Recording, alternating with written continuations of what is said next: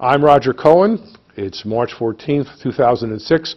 We're at the Eagleton Institute of Politics on the Rutgers University campus, and we're going to be talking to Dr. Ted Hollander, the former Chancellor of Higher Education in New Jersey, in the second term of Governor Brendan Byrne, and in the first and second terms of Governor Tom Cohen.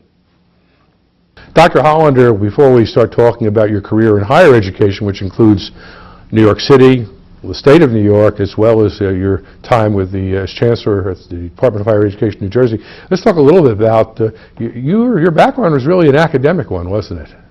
I started off in accounting. Actually, the best thing that ever happened to me is I was born in 1931. And being born in 1931, you had very little competition in the job market because so few children were born that year. And I moved very quickly through the school system, and my first goal in life was to become a CPA like my father. My father was a CPA, and so my first career was with a public accounting firm. And from there, I went to Pittsburgh, worked with a public accounting firm, and then after getting out of the Army, I moved back, got my PhD, moved back to New York, and worked for the American Institute of CPAs. At that time, they were setting up continuing education, professional education, and they needed somebody who knew something about education, knew something about economics, and knew something about accounting. So I became the founding assistant director of that division, got hired away by the City University as a university professor, associate professor of accounting, taught for 5 years, received tenure as a faculty member, and then subsequently went into work in administration at the City University of New York. When you got your PhD at Pittsburgh, did you ever think that you might choose academia as a career? No, not really. I wasn't sure what I wanted to do. When I went to the American Institute of CPAs, I wanted to develop my ability to write. We did a lot of writing in that job, and sell, and be an entrepreneur. And after 4 or 5 years, I kind of got bored with that life. And when City University, Baruch College approached me for a position, I thought that would be interesting to try and do, and I did. Well, before you worked for CUNY, which I believe was 1967 to 71, you did some work on a special commission for the City of New York. Yeah, I did that as a faculty member.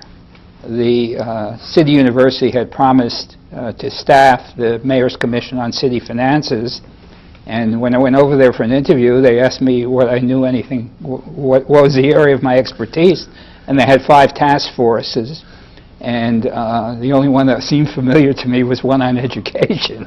So after an interview and some preliminary work, I was appointed director of the task force on education. And we did a good deal then. We did a major study of fiscal independence in the city school systems. And as part of that study, we compared 6 big city school systems, including New York, Detroit, Philadelphia, and we paired a fiscally independent school system with a fiscally dependent school system. And the major result of that study was a report to the Department of Education essentially criticizing the bureaucratic structure of the school systems, made front page in the New York Times.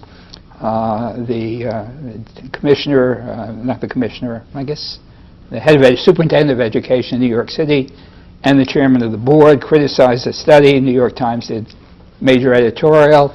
In support of what? In support of our study's recommendation, which was not a very good one, it turns out, in retrospect, because we recommended decentralization of the school system. It did happen, and as a result, we had a lot of local political intrusiveness into the school system, and that went the way of a lot of other good ideas. 20/20 hindsight. 20/20 hindsight. Well, in that capacity, though, I got to meet Ken Clark, became good friends, Al Backer, Chancellor of City University, and I moved then into administration in higher education, and played a key role, I think, in the open admissions fight in New York City, which was a major change role for the whole country's higher education system. City systems. CUNY was what, an outgrowth. I certainly, growing up, remember CCNY, but that included CUNY brought together a lot of schools, different schools. CUNY came into being when Rockefeller organized SUNY. At that time, there was no city university. There were 4 senior colleges, City College being one, Queens College, the Brooklyn College, and I'm missing one. But they were the 4 older senior colleges, and they were fairly elite institutions at that time, almost all white in a city that was increasingly minority. And of course, the issue got joined. After City University was formed, the old board of City University was a very conservative board and wanted to keep the colleges elitist. They brought in Al Bowker as chancellor, who seemed to be a very low-key graduate dean from Stanford, and of course he revolutionized the system, set up new community colleges, diffused the power of the oldest 4 college presidents, eventually proposed tuition publicly, which was also a recommendation of our commission. I did that paper. And the chancellor was fired, and the matter went before the legislature. The board was fired, the chancellor was brought back, and we had a whole new change in philosophy at the City University. So even before you came to New Jersey, you seem to have gotten involved in a number of political skirmishes. Well, I didn't consider them political. I considered them educational. They were exciting. They were important. But they played out on a political stage. Yeah, well, they were public policy issues. A major public policy issue at the time is who gets to go to college and who pays for it. Yeah. Early on, going back to your New York City work, looking at your vita, notice a lot of work was done in research and budget, and then mentions of public policy. I gather the longer you did what you were doing, the more involved in public policy you got. Well, I started out essentially in finance, in public finance, and grew into the budget is key. The budget helps determine policy. You can't do policy without a budget. So the budget leads into issues of policy, because you can't sell a budget unless you have a policy you're trying to sell. Tell us about your time as Deputy Commissioner of Higher Education in New York. That was from 1971 to 1977, and how that prepared you for the chancellorship in New Jersey. Well, that was a very interesting transition for me, because I'm a New York City boy, and was caught up in New York City and everything involved with New York City. I was born in Brooklyn, in one of the toughest neighborhoods of New York, and upstate New York to me was country and conservative and Republican. Of course, New York City was Democratic, but after open admissions was adopted as a policy, I decided to go back to the classroom. And I went back to teaching for 6 months, and I was climbing the wall. I mean, there wasn't enough for me to do. The pace was leisurely, and I was young and aggressive and interested. And an opening occurred at the State Education Department for a deputy commissioner for higher and professional education. At the time, the position was occupied by Dick Cooper, who was a New Jersey resident subsequently.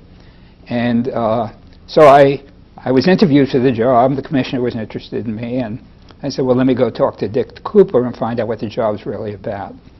And Dick told me, he said, you never get anything done in that job. The commissioner is such a dominant personality, he won't let you do what it is you think you need to do. So I went back to Albany and had another interview with the commissioner, and I said, I understand that you're a pretty autocratic style, and you don't allow your people to do very much, and I'm not sure I'm interested in that kind of a job. He got so angry, I couldn't believe it. He huffed and puffed, turned red in the face, and who told you that? And I said, well, Did you reveal your source? Yes, I did. And we discussed, well, he got angry at my source. At any rate, I was hired in spite of that, and the commissioner paid me back because at about the time I came to Albany, the key presidents in New York, President Columbia, Fordham, State University, Chancellor City University, held a major policy conference at an upstate resort, very quiet. And the purpose of the conference was to decide on the political agenda for higher education. And I had not yet become deputy commissioner, but I was invited to the conference as a designate. And I got to the conference and I found I was on the program to lead a seminar on regional higher education, of which I knew very little at the time. And I said to him, well, I'm not even on the staff. He said, well, you said you wanted autonomy. This is your first test. So it was interesting. And then I did really have autonomy. I thought all of the action in that period would shift to the state, that higher education is a state function. And around the country, there was a lot of, there was establishment of many state agencies for higher education during that period. So I believe that if one wanted to do something in higher education, the best place to do it was at the state level and not at the institutional level. I really enjoyed doing what I did there. I worked very hard on tuition aid grants. I went there with a philosophy of access and maintaining standards. The first major project I did was to try to strengthen doctoral education in the state. And we did that by eliminating those programs that were mediocre around the state. That must have raised some hackles. It did among some institutions, but it was widely respected nationally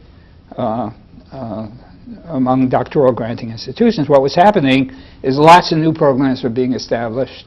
They didn't have the faculty with research orientation, and as a result, doctoral education. The poor programs were driving the good programs out of business. Of course, doctoral education is very expensive. So it sounds like you had a reputation as a tough guy, and did that reputation follow you to New Jersey? I wasn't really a tough guy, and I don't think I had that reputation. I really, because this was new for me, I relied very strongly on the competent people in the field. So I worked with committees of faculty, committees from the institutions, and understood very clearly that I was serving a constituency. And that constituency were the students in the state. And the responsibility of the Board of Regents was to anticipate needs for higher education, make sure they were met. And I learned that philosophy well, that my perspective was not the perspective of the institution, it was not the perspective of the students alone, but it was the perspective of the public. And that's what I brought to New Jersey. Okay. Who contacted you about the opening? Chancellor Ralph Dungan, who had been the first and the only chancellor, I believe, up to that time. Was he the one who made the initial overture to you? Yeah, Ralph and I got to know each other very well. There's an organization called the State Higher Education Executive Officers, and I represented New York State in that organization. He represented New Jersey, and we met, and we had a lot in common. In terms of where we think higher education ought to be and go. And we became good friends and leaders within that organization. And then when the opening occurred here, he approached me and asked me if I'd be interested in applying. And I was, because the commissioner at that time was fired by the Board of Regents because he was ordering integration through the use of busing, very controversial in New York. And the governor and some legislative leaders wanted the commissioner out. And were you in line for the top job? I was asked to be a candidate, but I would not be a candidate. Because? Because the commissioner appointed me, and I was loyal to him, and I would not take his place. It would have broken his heart. Okay. Well, you said you were friends with Ralph Dungan. What had he told you, or what had you gleaned about New Jersey higher education prior to taking the job? Well, very little. He told me it was a great opportunity. The Board of Higher Education was new, that he had been the founding chancellor. That the board appointed the chancellor essentially subject to the approval of the governor. I like that. That the system was evolving.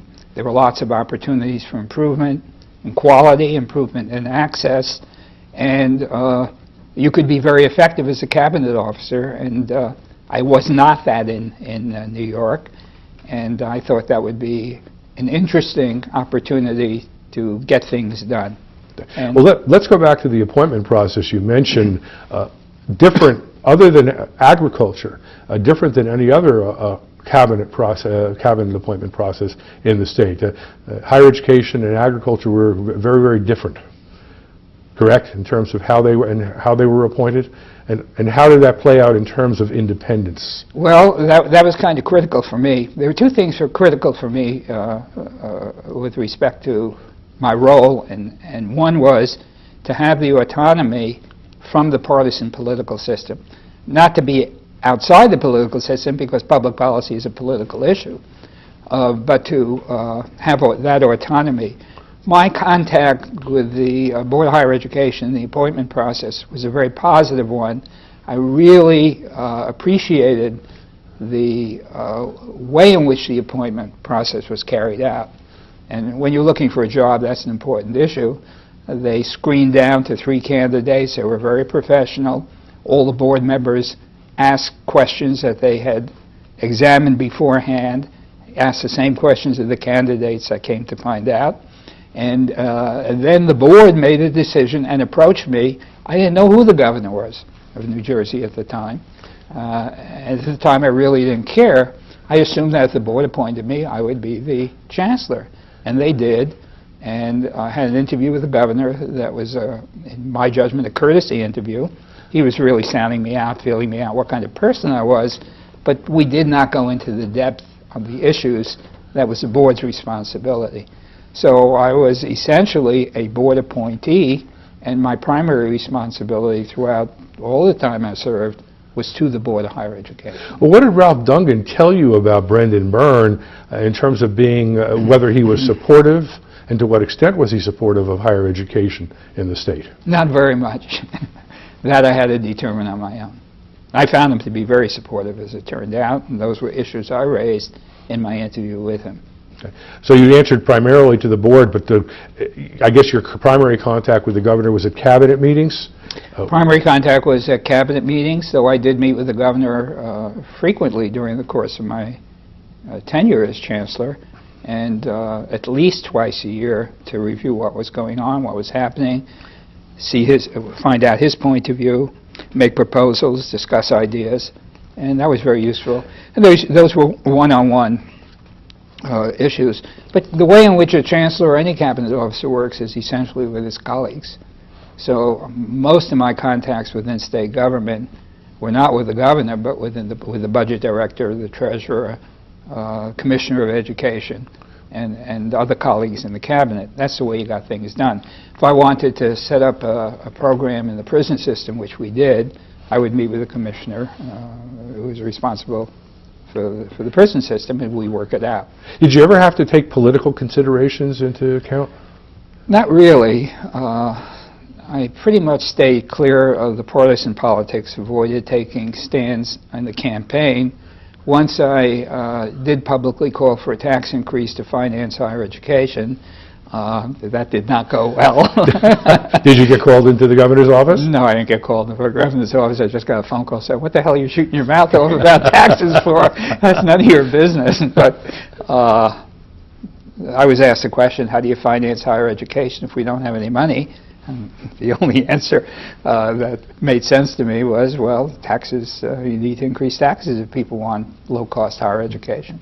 Did you ever get a sense of, because you were not, I gather you weren't part of the governor's inner circle? Oh, no, of course not. Did you ever get a sense that you were an outsider and that caused any problems in your interactions with your fellow cabinet officials? From time to time. I didn't have much of that in the Byrne administration. I was invited to all functions, and all cabinet members were invited to. After the governor was re-elected, I was invited to whatever party they had to celebrate the re-election. And I felt reasonably comfortable within the administration. I had come from New York, where there was a Republican governor, Rockefeller, for most of the time, and then Hugh Carey for a brief period of time, who was a Democrat. And I didn't regard Democrats or Republicans as very different from one another in terms of higher education. In fact, one of the first things I did when I came to New Jersey is I met with the Democratic leadership in the Assembly and Senate, and then I met with the Republican leadership. And it just personally, came and introduced myself, wandered around, And one of the Republican leaders says, well, what are you talking to us for? I said, well, I understand you're a pretty powerful guy in the legislature, and I'm going to have to get some bills through. And I want you to meet me and know who I am. And he said, that's unusual. We don't do that kind of thing here. I said, I don't see why not. And he said, after the interview, we were voting on tuition aid grant program at the time, and he went down and changed his vote in support. And it didn't occur to, I didn't care whether he was a Republican or Democrat. I cared about the higher education agenda. So that kind of isolated me a little bit in the cabinet because I was so focused on my role and responsibility, and I really wasn't that interested. I was interested, but I wasn't that much of an advocate on other issues of public policy, at least initially when I came to New Jersey.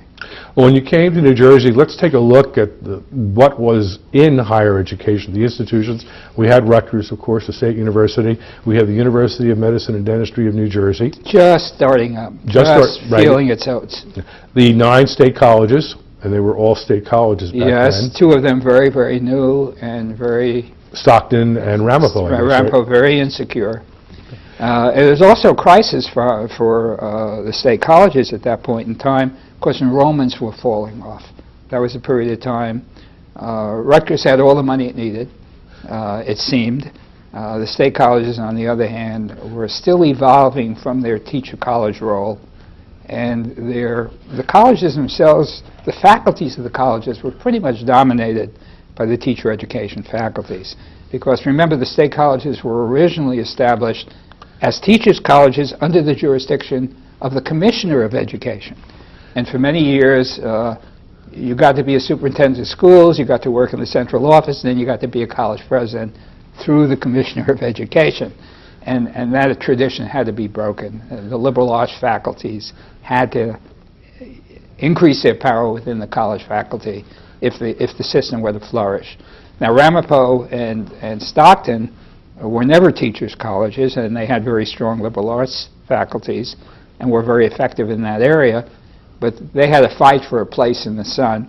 And the problem was, and this was one of the mistakes that was made before I came here, you had 2 colleges that were in isolated areas of the state where housing was very, very expensive, and they could not draw from local students. They had to draw from the entire state, and there were no dormitories at Stockton initially, nor at Ramapo College. So the colleges were having a great deal of difficulty.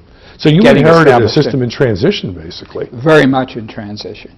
Very much in transition. Rutgers was obviously at that point a strong institution with very strong leadership and very effective leadership. Ed Blaustein was kind of the chancellor's chancellor and the president of Rutgers were always fighting for leadership as to who was in charge.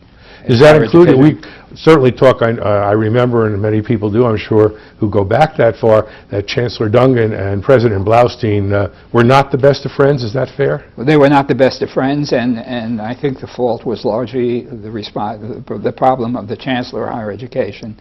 Ralph was a great political leader, and he came to education from politics. I think he was secretary in the Kennedy administration, and he knew how to build power, and he fought for power for the Department of Higher Education because that was his responsibility. And here is the president of Rutgers, the largest president of the largest public university in the state, who also saw himself as a leader in higher education. So it is inevitable that they clashed. And Ed Blaustein was a fighter. Oh yeah, so was Ralph Dungan. and Heavyweights. Structurally, the chancellor was put on the board of Rutgers ex officio, and Ralph Dungan used to use those meetings very effectively. Ed Blaustein would call a press conference after his board meeting, and Ralph Dungan would come to the press conference and try to steal the limelight.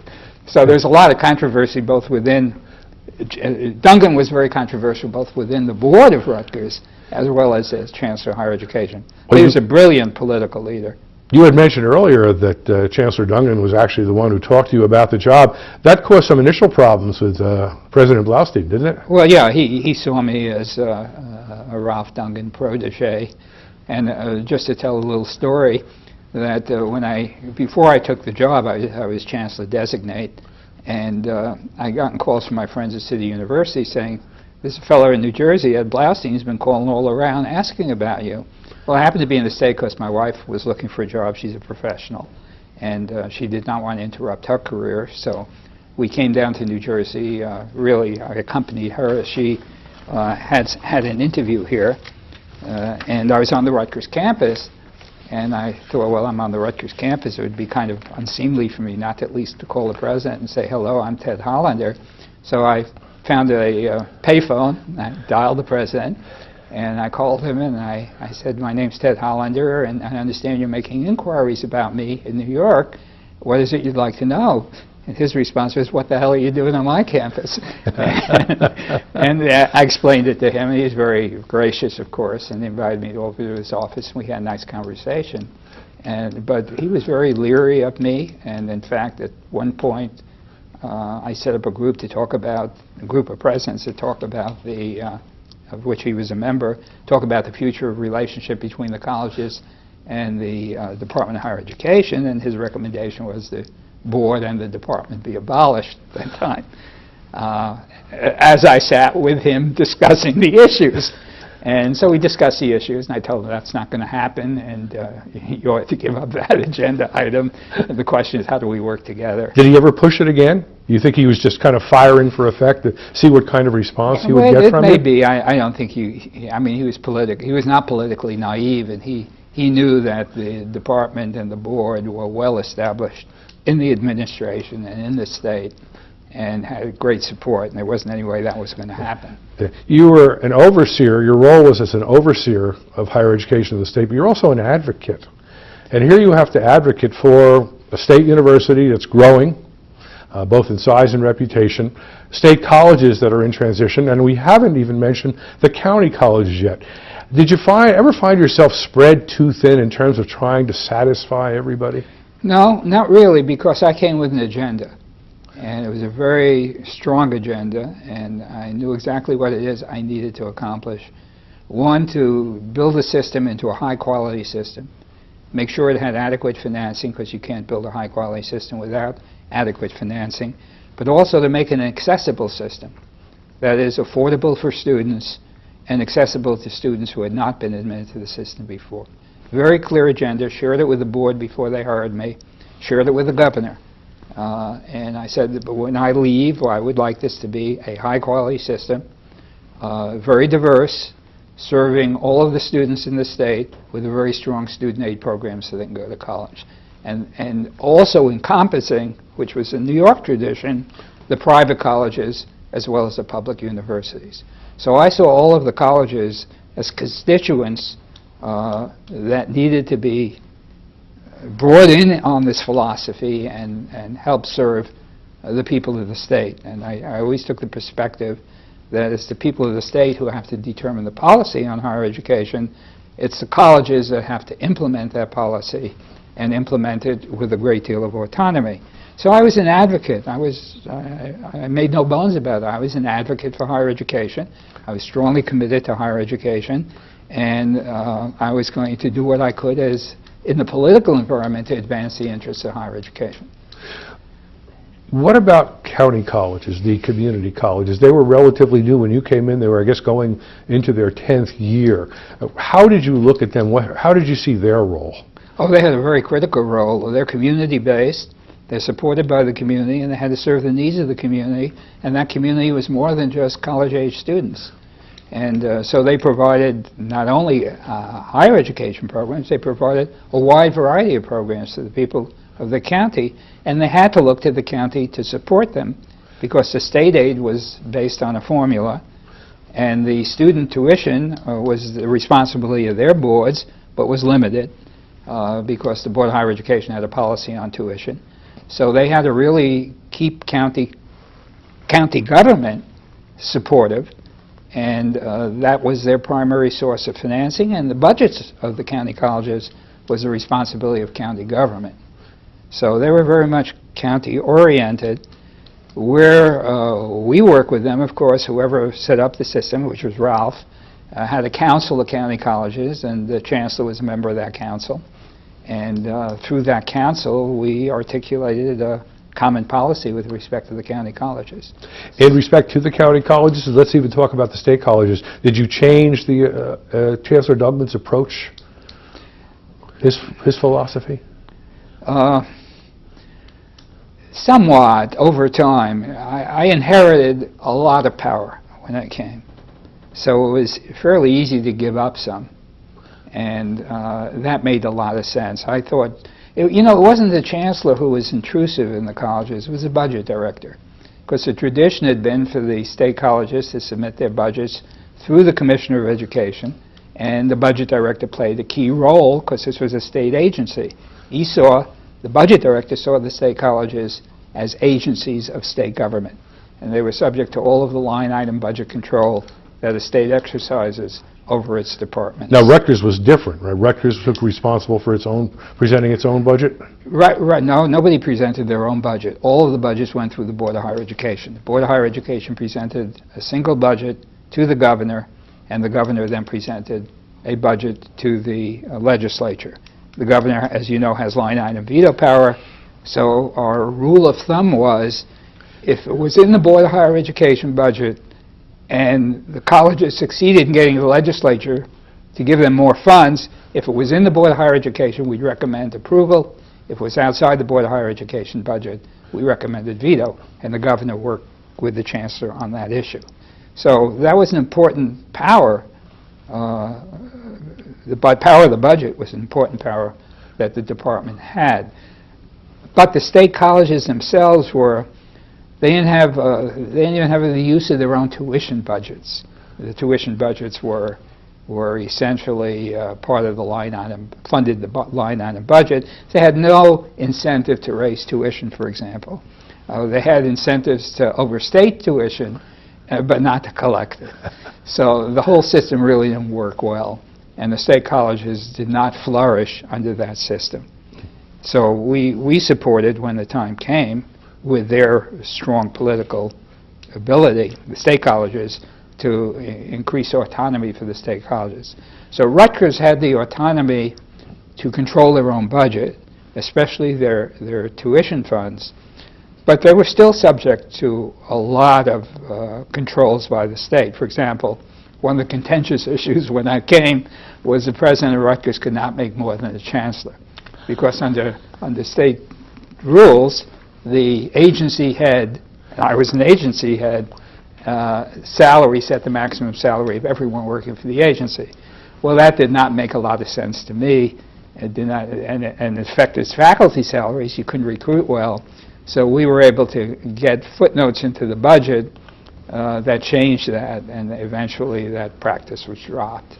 Did the Governor Byrne, ever exercise his line on veto in terms of the higher education budget? Sure. Whenever the process was, and it was a remarkable process from my perspective, is we would send out a budget request to the colleges and universities. The budget director would give me a mark. As he did all agency heads, no more than a 5% increase or a 10% increase, or give us a budget with a 10% decrease or a 5% decrease. And then the colleges would submit their budgets to the Board of Higher Education. And I would prepare a chancellor's budget, which was a talking budget, and then the Board of Higher Education would hold hearings on that budget. And they would either change it or raise it or modify it. And then I had to take that budget down to the budget director and persuade him to finance the budget. And sometimes I was successful. Usually I was not, because the colleges always ask more. They don't want to be embarrassed by not asking for enough. So that happened one year, I have to say. And What year was that? It happened twice. After the income tax was passed, the budget director gave me a call and said, I got $10 million, I don't know what to do with it. So I said, put it in our budget, we'll find a good use for it. So I received a budget. The first year I was here, I received a budget $10 million more than was asked for. And that's a remarkable accomplishment. Of course, I was very proud of that fact, but it had nothing to do with me. It had to do with the first year of the income tax. A lot of new funds came in and were available. And so that was the first time it happened. The second time it happened during the Cohen administration, the state colleges asked for too little. And the budget director, or the governor's aide at that time for education, came to me and said, the governor really would like to give a little more money to the state colleges. What can we do about that? Well, I said, their budgets are pretty well set. I said, let's set up a endowment program to strengthen the quality of education at the state colleges. And that became a major Cohen initiative during his administration. Started with $10 million. Eventually, we gave away $60 million to strengthen higher education in New Jersey. In the public colleges, private colleges, is Rutgers, UMD, and that really had a very significant effect in empowering the presidents, who were then able to have some funds to use on a flexible basis to strengthen their own institutions. We haven't mentioned the New Jersey Institute. Where did NJIT or NIJIT fall under your purview? Well, they're in a very strange and different That's way. the old Stevens Institute, I believe, yes? No. Oh, no, it's different. I'm sorry. No, that was the College of Engineering of Newark, or Newark College of Engineering. And what happened there is that was a city institution when Newark was a very prosperous city. And eventually, the city could not support the institution. So the institution came to the state, and this is before I got to the state, and signed a contract with the state under which the state would finance it with a, quote, lump sum, and the institute would do the following in return. Now, the approval of that contract came through the Board of Higher Education. So the Board of Higher Education had jurisdiction over NIJIT through that annual contract. And the NIJIT, New Jersey Institute of Technology, could have been destroyed by the state because the ability to withhold its full financing was a part of the process. Excuse me. Eventually, we had to change that process. You talked about, before you gave two instances of the state's largesse when it comes to higher education, and yet New Jersey traditionally has not had a good reputation for funding higher ed. Do you remember what the New Jersey rank and per capita contribution to higher education was when you first came to the state? It depends what the per capita meant. That was also a political argument as well as anything else. Most New Jersey residents saw it, I'm sure I shouldn't say that, but to a greater extent than anywhere else in the country, New Jersey residents left New Jersey to go to college. We were called the cuckoo bird state, if you recall. That was Mattie Feldman, Senator Mattie Feldman used to call us the cuckoo bird state. The reason was we looked into that. Was one of the first things I looked into is what was happening here. And it turns out that the students who left the state were going to private institutions out of the state because the private sector here was not as strong as it was in New York or in some other states. And a lot of the students went to schools that did not exist in New Jersey, like music conservatories. Those in the southern part of the state went to the University of Delaware because it had dormitories and was a beautiful campus. The alternative was Glassboro, now called Rowan. And the other alternative was to go to Philadelphia and to an urban institution. So the students in the southern part of the state tended to go to University of Delaware, which was welcoming and inexpensive. Was Penn State also a draw at that time? I know more recently it has been a draw to New Jersey students. Every college in the eastern part of the country was a draw for them. In fact, when I would go to SHIO meetings, the SHIO directors would tell me, aside from our own state, the largest number of students going to our college was from New Jersey. So there was a great deal of incentive to leave the state. But really, it was the lack of opportunity in the state that caused many, many students to leave the state, and that probably is still the truth here. But let's go back to the funding question, even though you say it all depends how you look at what per capita Yeah, well, means. the problem is, if you don't have very many students from your state to educate, the amount of funding you have to put behind each student can be high, but the per capita the per capita support can be low based on the population of the state. And if you take into account the high income in New Jersey, then we look pretty bad with respect to financing higher education.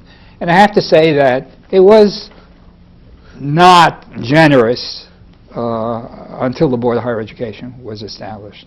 Board of Higher Education was a very effective advocate for higher education in terms of the competition for funds. See, in terms of education expenditures, the political power of elementary and secondary education was enormous. NJEA is a very effective organization. And because higher education had been within the jurisdiction of the Commissioner of Education, it never developed it for a long time its own independent political advocacy. The Board of Higher Education changed that to some extent. That problem still remains. We're probably among the highest contributors to elementary and secondary education, and we're on a per capita basis. All the kids go to public school in New Jersey, and higher education on a per capita basis, we're probably somewhere in the middle. Were you ever at loggerheads with the board? The board hires you. Obviously, the governor has to approve you, but you said that normally was not a problem. Did you have problems on policy issues with the board at any time? Never. Never during my entire administration. That's a long time. That's 13, 14 years. The only issue on which I really lost an important issue, and it wasn't really important in the long term, was my last meeting of the board. Of my retirement meeting, I had made a commitment to a number of legislators. This is 1990? Yeah, 1990. We had received special funding for 3 urban colleges, of which Essex County College was one. The purpose of that funding was to maintain the college as an open access institution at a time when they had trouble getting funds. And my agreement with the Black Legislative Caucus was that if we would want to try to see if we could admit students from those urban schools who were among the poorest students and bring them up to college level and graduate a reasonable number. And that was a commitment I had made. The schools got the money and did what they wanted, and they funded the programs they wanted. And so when the program came up for renewal, I did not support it, because it was not the objective of that program to help the better students at the college, which the college president, of course, wanted to help, but to help the students who needed the most help at the colleges. Well, the college went wild. Essex County College sent a delegation to the board, and the board decided to restore the money to their budgets. That's fine. The money was not wasted. Staying on the subject of money, we've kind of been beating around the role of the legislature in this process. What was your relationship? Obviously, you were dealing with different legislatures every 4 years. How did you develop an approach to the legislature? Was it the same every time, or did you have to change gears, so to speak, depending on who was in control and the individuals who were in control of the budget committees and the appropriations committees? Well, when I came to the state, I was very naive. In New York, I had no contact. Well, I did have contact. I testified before legislative committees, but it was very formal contact. The commissioner really had his own political staff. So I came to New Jersey without any experience in dealing with legislators, and some of my staff members did, and they said, well, you ought to go around and introduce yourself. So I met with individually with members of congressional delegation. Then I met individually with the Democratic leadership and the Republican leadership, and told them why I came to New Jersey, who I was, introduced myself, and tried to persuade them that higher education needed their support, was critically important for the future economy of the state, which I believe, and was critically important in solving racial issues in the state, which I also believe, because I thought it could be more effective than the elementary and secondary schools would ever be, because the colleges were basically integrated institutions with 1 or 2 exceptions. And they bought it. And I had very good relationship with the legislators on both sides of the aisle. I also served both parties, because it never occurred to me that only information should be available to the party in power. So whenever a legislator needed information to support a speech or something, our staff would provide that information. And so we always had very good relationships with the legislature. Well, you did have some In fact, a leeway. little better than I had with the governor initially. Well, you did have some leeway because of the your appointment process. Yes, I did. Because you had a 5-year appointment by the board, which overlapped between the Byrne and the first Kane administration. That was very critical for my being effective. Was that something that you foresaw when you first came on board? Oh, yes, of course. It was the same in New York. That is, when I was appointed by the Board of Regents. The Board of Regents is independent, is a fourth branch of government in New York and under the Constitution. So the Board of Regents is independent of the governor's office and the legislative office. And when I first came to New York, one of the first meetings I attended was a meeting between the Board of Regents and the governor. And the governor stood up and said, "I don't think you ought to be in the business of higher education." And it said that to the Board of Regents, and of course that was my job. And the governor essentially advocated that the Board of Regents give up jurisdiction and transfer it to SUNY, because the governor was... The governor at that time was... Nelson Rockefeller. And after the meeting, somebody said, "Would you like to meet the governor?" I said, "Of course I would." And he said, "Hiya, fella," which was, I guess, the way he introduced himself to everybody else. He said, "I hope you didn't take what I said personally." He was advocating my job be abolished. I said, "Well, I didn't take it personally, but I have to tell you, Governor, I'm a pretty good deputy commissioner, and I don't think you're going to be able to do what you want to do." So that was my conversation with the governor. I subsequently found out that he vigorously opposed my appointment because I was from City University, and City University had free tuition, and that was an embarrassment to the governor, who had tuition at State University, to finance their capital program. And for 3 or 4 years, our relationship with his staff was not that strong. At the end of 4 years, he came to me and asked me to be a special advisor to him after he got to know me a little better, or know of me a little better. I don't think he knew me. And that was bailing out NYU, which was at the verge of bankruptcy at the time. Okay. So I did that for him. Because of the overlap between the Byrne and the Kane administrations, you were guaranteed, I guess, unless the board decided to dump you, 1 year with the Kane administration. It doesn't sound like you gave any thought to leaving after your initial appointment?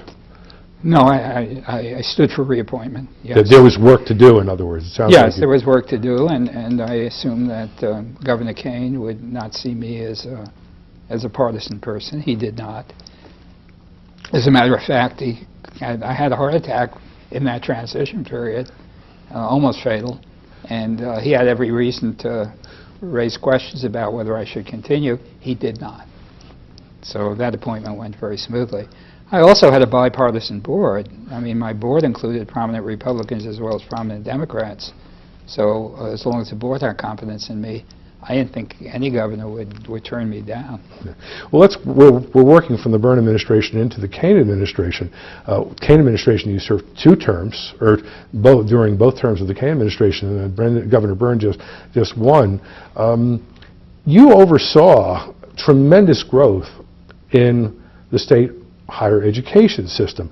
Talk a little bit about that, and I don't necessarily want to use the word difficulties, but the way in which you managed that growth. Let's start with Rutgers, because Ed Blaustein came to Rutgers saying he wanted to make Rutgers a great state university. And I agreed with him.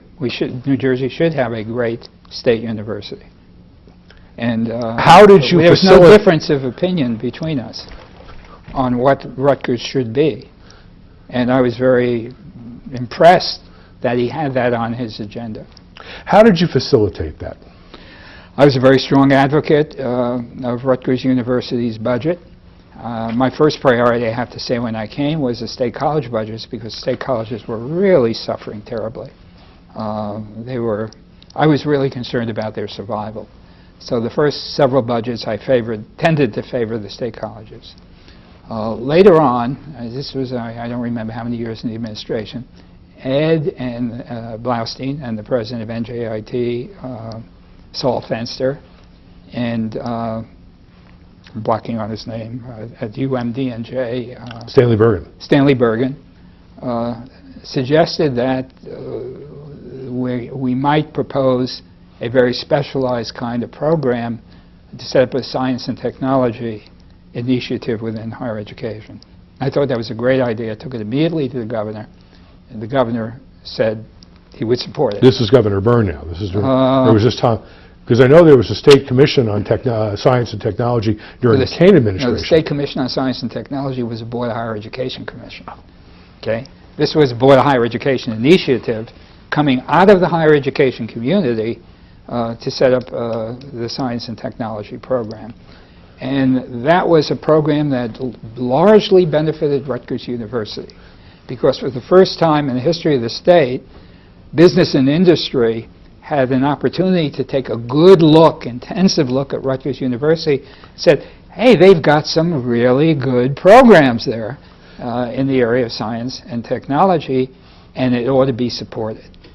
And that initiative provided major construction funds, but it also provided a change in attitude toward Rutgers on the part of the business community. And Ed Barr, who was then chairman of the Board of Higher Education, is still a very effective executive in the private sector. And Bill Baker, who was head of, it's gone so long now, AT&T's research effort, the labs, the AT&T Bell Labs. Bell Labs. He was head of research at Bell Labs, was on the board, and there were others on the board, all very pro-business and seeing the importance of higher education. And lo and behold, we had a very strong university at Rutgers, and why aren't we developing it? And AT&T was very supportive of NJIT, which provided many of their engineers, and so the links were forged, and the funds began to flow to the university. Well, Rutgers had a school or a pharmacy, or I'm trying to remember whether it was a college or a school up in Newark. Pharmaceutical industry is one of the biggest in the state of New Jersey. How supportive of the Rutgers program were they? And was that an area where you felt you needed to give a little push? I was not directly involved as chancellor in that effort. When I became director of the MBA program at Rutgers, the first thing we did was to reach out to the pharmaceutical industry and set up a pharmaceutical management program. At the other end, the technical end, that is the pharmaceutical end itself, I did not have very close relationships with the head of the School of Pharmacy or with the pharmaceutical industry at the research end of the, but they did benefit, I'm sure, from the science and technology. I know they did. That was some of their major initiatives initially. You said you developed, you told me before, about 4 years it took Ed Blaustein to finally get around to really accepting you because of your prior relationship with Ralph Dungan. Is that accurate? I think that's accurate. As a matter of fact, there were several times, I sat in on every one of his board meetings, and the way his body language to me was wariness. You know, be careful of that guy. Why is he sitting at my board meetings? And one time in executive session, I have been told by his board members that he suggested we try to change and get the chancellor off the Rutgers board, or keep me out of executive sessions of the board, which of course I would not be kept out of. And I recall I had very good relations with this board. I mean, I went to the board meetings, I participated, I supported Rutgers at those meetings. I didn't see myself as there to inspect them, saw myself there to deal with public policy issues as any other board member would. And eventually became more and more accepting, but at one point, 3 or 4 of his board members took he and his wife and Harriet and I out to dinner to see if we couldn't smooth over some of the relationship. And who initiated that social gathering? Oh, his board. They saw our relationship, or lack of a good relationship, as a problem for Rutgers. And it was a problem for Rutgers, though I didn't see it as a problem. I didn't act as if it were a problem for Rutgers, but there was always tension at those meetings. The turning point came, I think, when there was a 10th anniversary of his, maybe it was a 20th anniversary of his appointment as president. and I was invited to make a presentation. Probably the 10th, that would have been 1981. Yeah. You became a ward in 71. Okay, that was 4 years after, exactly 4 years after I had come. And I made a humorous and very supportive presentation to the group. And afterwards, we became friendlier. And then my wife and his wife became friendly, and we ended up being very, very close friends. Were you able, in the remaining time that you served until 1990, to sustain the growth, or help sustain with money the growth of Rutgers? Oh, yes. Throughout the entire period that I was chancellor, the budget grew every year and grew substantially. And that's because, not just because of me, or the board, it is largely because the Board of Higher Education was such a strong advocate, but we were able to organize, and that was the important role the chancellor played, and is missing now, a very serious problem, is the chancellor would bring together the private college presidents and the public university presidents in a lobbying effort. We actually met as a group and reached agreements among us, and the agreement's very simple. You do not criticize any of your colleagues or higher education in seeking your own funding. You don't follow a bugger that. Sounds like the 11th member of the Republican Party. Never speak ill of a member of the Republican Party. Well, this was never speak ill of your colleagues, and they didn't. They really, it was a combination of our power and authority over the budget process and their interest in advocacy for more funding. And through all the years that I was there, we were able to work together, private and public institutions, in getting more funding for higher ed. One of the things that I had done, I don't know that it made any difference, but I linked the funding of private higher education to the amount of per capita support for the public institutions. So the more money the public universities got, the more money the private institutions could get. And that was very effective. And the best lobbying in the state for higher education was by the private sector, not by the universities. The private sector helped fund higher education more than the public sector. Advocacy did. I gather it helped that for most of the 80s, the state budget was pretty flush. Those were pretty good economic times. Yes, from what of course. I recall. Without the funding of that being available, there would have been no funding. Well, let's go back. We talk about Ed Blaustein wanting to make Rutgers a great state university. Rutgers has had a long tradition prior to that, not as a state university, but private school, church-run school, things like that, but had a good academic reputation. UMDNJ didn't have that longevity, didn't have that transition. So when you came on board in 1977, you said that UMDNJ was still in its formative stages. Very much so. What about making UMDNJ a great medical school? Well, I think that was Stan Bergen's interest. The primary interest with respect to UMDNJ initially was its impact on the healthcare system of the state. And that was fundamental. It starts with Newark and the Newark riots and the commitment of the state to the city of Newark in terms of healthcare, and UMDNJ played a key and critical role in improving healthcare in the city of Newark. And then that spread to the city of Camden. Of course, New Brunswick is a first-rate medical facility, but it wasn't when before UMDNJ built up its relationship and used Middlesex Hospital, then Middlesex Hospital, as its university hospital. And that decision was, by the way, a Board of Higher Education decision.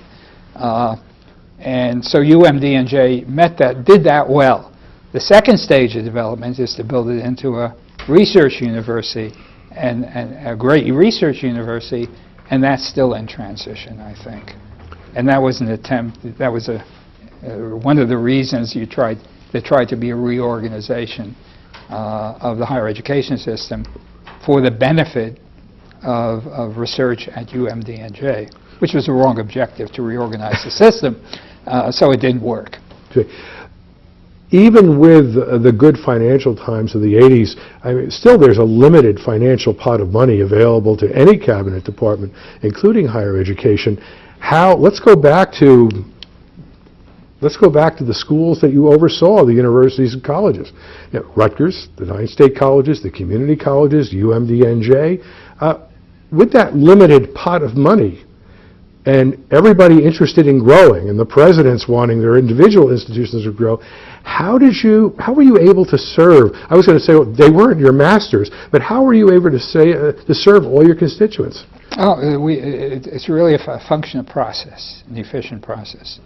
Within the Department of Higher Education was organized just as we were organized in the state, with some independent departments, each associated with major institutions. So we had an office of community colleges, we had an office for the state colleges, we had an office for the universities. And when the colleges submitted their budgets to the department, the persons in charge of each of those offices were the primary. We had budget people too, but the persons responsible for each of those offices were the advocates of the budgets of the colleges that had been submitted. And we would have a conference on the budget, the final conference, in which a staff of about 25 or 30 people would sit around the table with me, and we would hammer out together the Chancellor's budget for higher education. Now, during that process, everybody got a shot at the budget.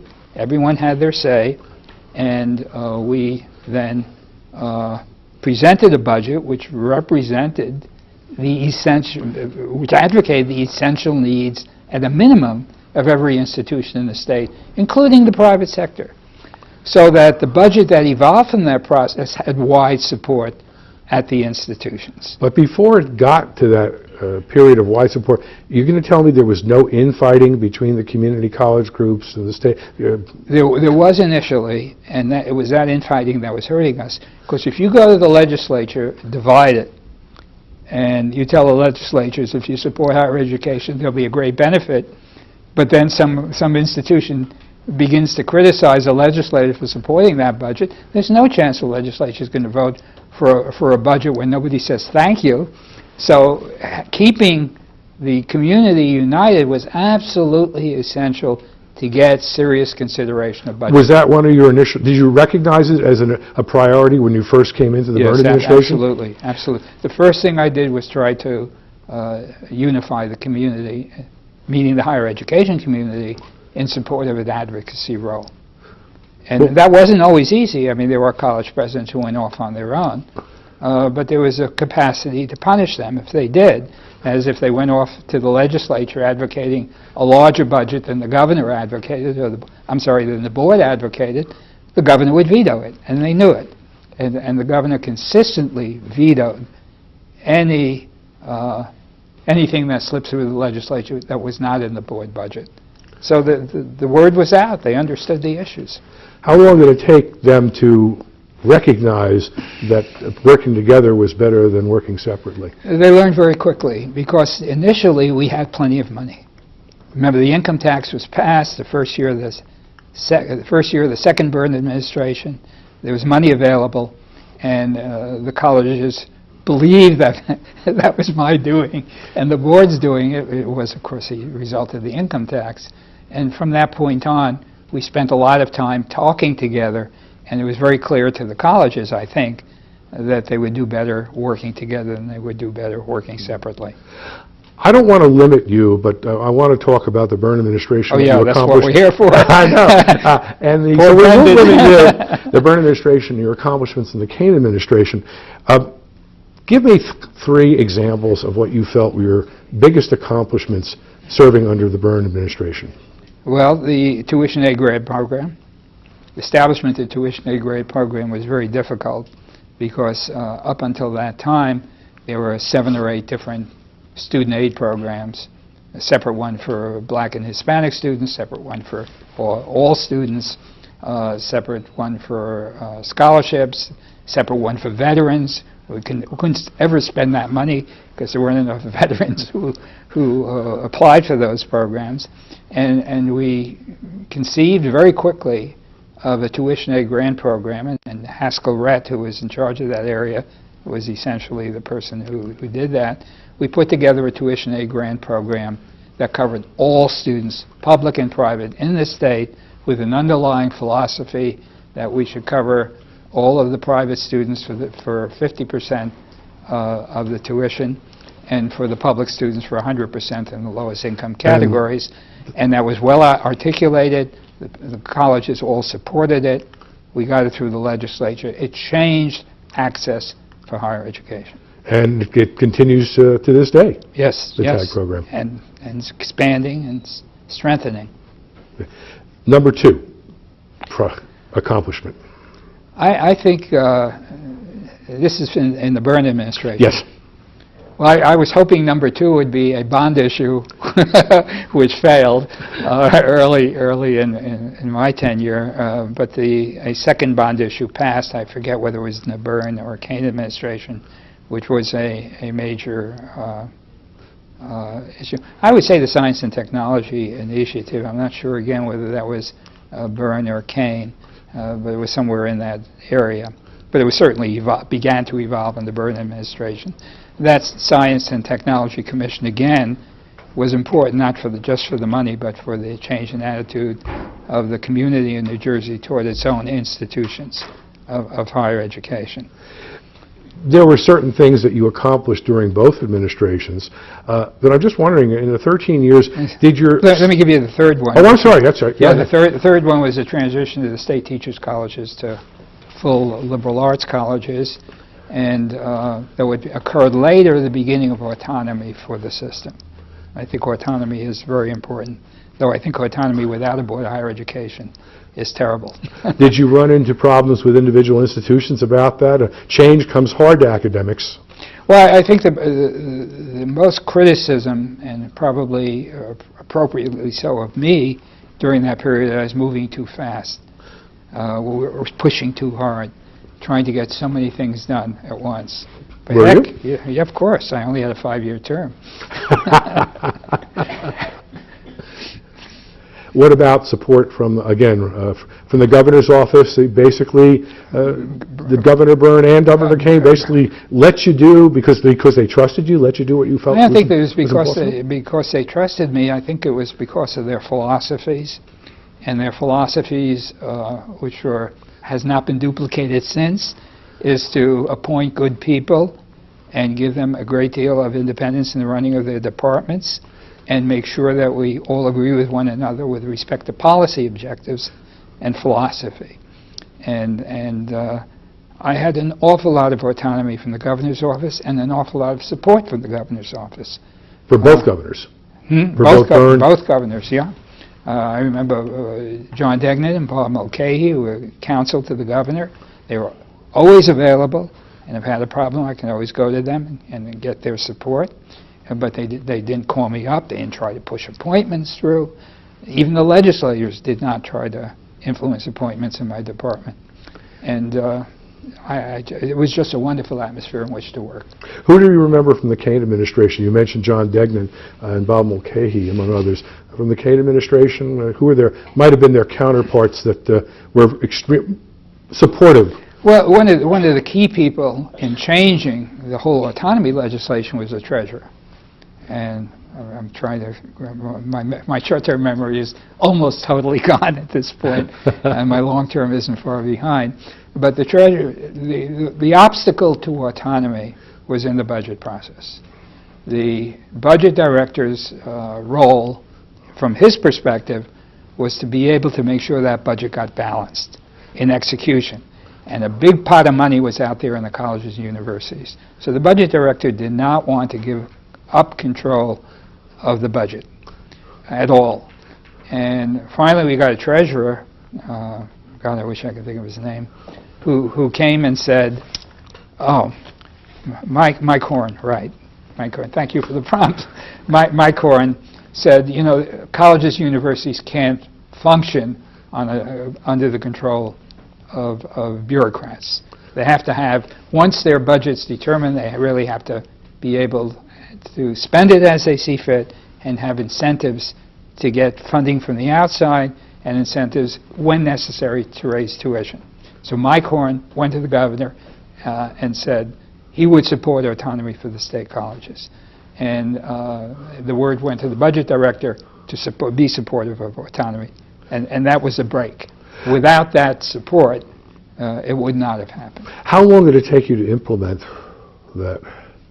Well, the colleges really, they were very good. They took control themselves of the process and worked very hard to, it took a year transition, that's all. We required an audit of the colleges and universities by an independent CPA, and that substituted, if you like, for the line item control for the budget director. The legislators understood that, and there was a bit of a fight in the legislature. The only opposition to autonomy came from Attorney General's office, because the Attorney General's office did not want separate Was Kerry Edwards? Huh? Was it Kerry Edwards? Whoever the Attorney General, all the Attorney Generals, John Degnan too, opposed having the colleges hire their own legal staffs. And of course, you can't have autonomy unless you can defend yourself. So Rutgers got it finally early on, and so did UMD and J to some extent. And I don't think the autonomy legislation still permits the state colleges to have their own legal staffs. But I've kind of lost track, I'm not sure. At that time, did you foresee the evolution of the state colleges into what many or most of them now are state universities, or not state universities, but they call themselves universities? Yeah, I did not support that legislation. Why? I was leaving at the time, and my successor, I guess, did support it. I blocked it before I left. Because a university is a different kind of an institution from a college. University has doctoral programs. It teaches its undergraduates with large numbers of teaching assistants. It's not basically a teaching institution, it's basically a research institution. And the only reason the colleges want to call themselves universities is to make the students think they are different from what they are. And that blurs the line. The movement started in Pennsylvania, I think. It was a marketing issue, not an educational issue. And I think it's misleading to students for an institution that is not a university to call itself a university. I don't think it changes the world very much, to be honest, but for some students who might be misled, it does. One of the presidents of the private colleges came before the Board of Higher Education advocating a change in title, saying, well, this is a marketing issue for us. We can sell ourselves better calling ourselves a university. Well, that was exactly the issue.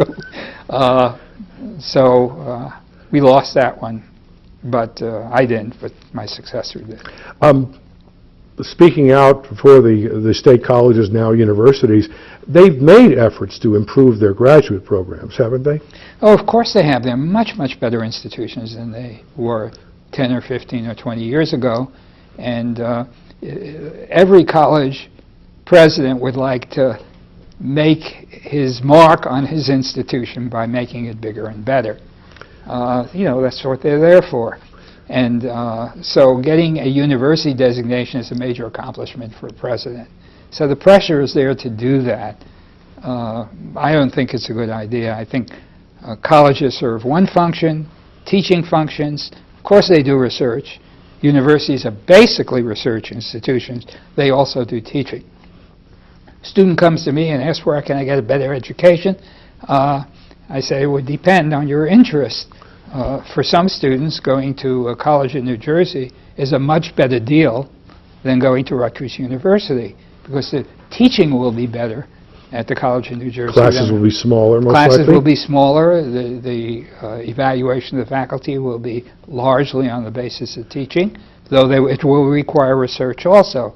At Rutgers University, the teaching is of tertiary importance compared to the research accomplishments. And you're also very often getting graduate assistants, some who are good and some are not good in the classroom, and you don't get that many teaching assistants at William Patterson University, let's say, or Montclair State University. That's right. You usually get full-time faculty, and they are dedicated to the quality of the work they do in the classroom. Okay. I want to go back to money, because it always comes back to money, doesn't it? You're actually making... Well, money is necessary, but it isn't sufficient.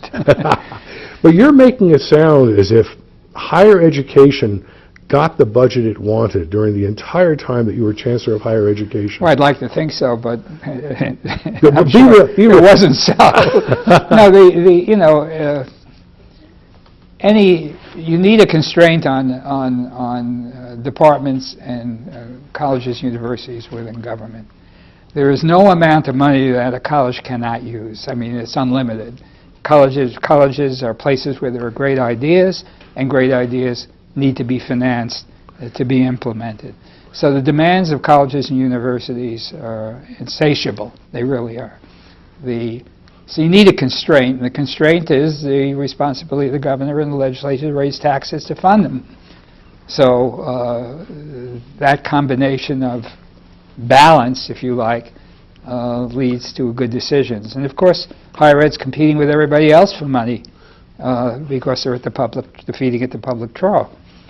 Private and public institutions. Private institutions for their tax exemptions, as well as their state aid that goes to their students. Public institutions for their very basic budget. So nobody ever gets enough money. There's always some ideas out there that are unfunded. So I can't say that the budgets were ever seen as sufficient, nor would I have considered them always to be sufficient. Going back to major accomplishments, we stopped with the Byrne administration. There was some question about whether certain things happened during the Byrne administration or the transition into the Kaine administration. Let's talk about the later years of Tom Kaine's second term. What do you remember in your final years in the Kaine administration that make you most proud? Well, I think the idea of competitive funding for grant money, where the source of the funds was the state, was a major, major contributor to advancement in higher education in the state. If I recall before there was a successor to Governor Kaine, we gave out $62 million in virtually discretionary funds. That is, they weren't fully discretionary because there was a proposal submitted. The proposal was in competition with other proposals, but once funded, the full funding requested by the institution for that proposal was provided. And that was a way for colleges to reach for something more than they had. It was, if you like, money that was pure. And a lot of the colleges used it to good effect. And so that I think was an important turning point. Sounds like you held out a lot of carrots for the college universities to respond to. Well, I concluded after many years as a bureaucrat that rules and regulations do not accomplish very much. The only way you get change is to persuade people that change is necessary and to help them fund it, provide the transitional funds for change. And that's always worked. You continued, I'm going to say something and then work back to the last years of the Kaine administration. You carried over, because of your appointment, into the administration for 6 months, into the administration of Governor Jim Florio. Let's go back to the Kaine administration second term. Was that going to be, in your mind, your final appointment as Chancellor of Higher Education? Oh, I hadn't really thought about it at the time. What else did you want to do? Well, I was getting close to the end. I realized that the agenda that I had come to accomplish was pretty much accomplished. The quality agenda was not fully accomplished. I still think the colleges have a ways to go in terms of standards. In other words, across the board, at Rutgers, UND, and the colleges? One of the problems I think that evolved from this whole open access movement is the faculty collapsed. The faculty are the ones who are responsible for standards.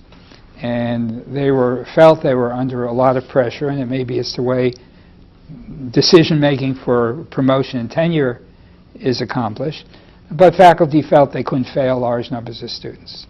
Now, if you lower your standards in open access, you end up with what's happened to some of the poor school systems. Yeah, we're going to graduate more students, but they're going to know less and less. And if I go back over the whole open access movement, I would say one of the shortcomings is that we did not enforce or continue to enforce standards of accomplishment because the students will reach them if they have to. It may take them a little longer, but they want to be successful. And if we're lax in the classroom, they'll respond to the laxity. If we hold them to high expectations, they will respond. I had that my last semester of teaching. At Rutgers, I taught an undergraduate class. I was absolutely appalled because I was teaching seniors who were taking their capstone course, and they almost all failed the first exam. And I said to them, we're going to take this exam until you pass. I don't care if it takes you over and over. I made them take the examination. And they all rose. They all met my expectations. They worked hard, and they came out different people. What about the role of remedial education at the college and university Well, level? if you admit students, you have to take them from where they are to Did where that they start go. during your tenure? Oh, remedial education in New York City started with open. But I'm talking about in New Jersey. Remedial education was always present in higher education. You go back to the Homestead Acts. We took in the students who were not high school graduates, and we had to give them a high school education. So throughout the history of higher education, every institution provided some remedial education. They called it something different: freshman orientation, freshman seminar. But they were basically to bring students up to snuff so they can function effectively at the college level. And yeah, of course, if you have students who come out of the school system underprepared, as our basic skills tests, which were very controversial, showed, very few minority of the students who came to us were adequately prepared in math and verbal abilities at all levels, including Rutgers. The question of standards is an interesting one because the Including the medical school. The legislature is looking for, I guess, the biggest bang for its buck to higher education and other departments, is retention. And perhaps faculty, I'm not making an apology for them, but perhaps faculty said that we have to meet certain retention standards or else maybe the legislature isn't going to fund us at the level that we need. Well, it's not up to them to anticipate what it is the legislature will do. The public policy issues were decided by the legislature, not by the colleges. Public policy issue that was decided by the legislature was accessible and affordable higher education that met high standards. It's the responsibility of the colleges to try to meet those expectations. And the failure to maintain high standards in the classroom is a failing of the colleges. It's not a failing of the governor or the legislature. Well, assuming a certain level of standards, students should be coming into our colleges and universities with basic knowledge in mathematics. Should be and not was. Let's talk about your role, not your role, but your relationship with the State Department of Education. Terrible relationship. Okay. Because we were pressuring the schools to improve. Because it was in our interest to pressure the schools to improve. And we were getting large numbers of students who were not prepared for college, and we did whatever we could to persuade the public that that had to change. Was that one of your I don't want to say greatest failures, was that one of your failures? Well, it wasn't my responsibility, but yeah, it was a failure. You said before that the New Jersey Education Association, the teachers union, was very, very strong. Who was the enemy in the Department of Education? Was it the bureaucrats? Was it the commissioners? Was it the teachers union? Was it all of them? I don't think in terms of friends or enemies.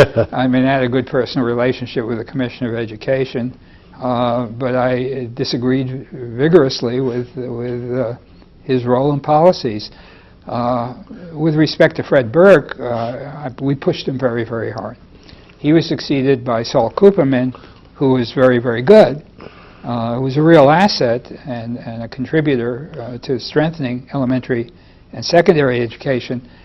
Publicly, we had our differences, and that's Bob Braun at the Star-Ledger identifying him and presenting him. But basically, our differences surrounded teacher education. Here you had the Department of Education certifying programs within the colleges and universities for the preparation of teachers, and we didn't think those programs were any good. And so but we couldn't change those programs because they were certified by the Commissioner of Education as adequate. That was our major point of contention. The way in which the Commissioner solved it was he set up an alternative route to teaching, which solved his problem, but it didn't solve our problem in terms of teacher education programs that needed improvement. We wanted to change those programs, and we couldn't with the Commissioner's certification. You had mentioned Bob Braun, who was back at the time that you were serving, the education writer for the Star-Ledger.